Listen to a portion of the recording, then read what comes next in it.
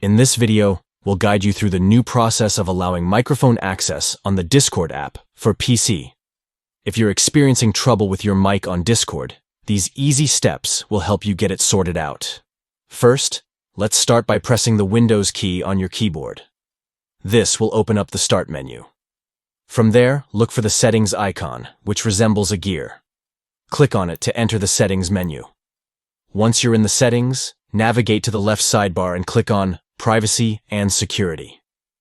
It's important to give apps the right permissions, and this section is where you'll manage those settings. Next, find Camera in the Privacy options. Click on it to open the camera settings. While it may seem counterintuitive, microphone permissions are sometimes linked alongside camera access. Now, within the camera settings, look for Discord in the list of apps. Make sure that the toggle is enabled for Discord. If the toggle is switched off, simply click on it and it will turn on. This ensures that the app has permission to use your microphone. That's it. You've successfully allowed microphone access for Discord.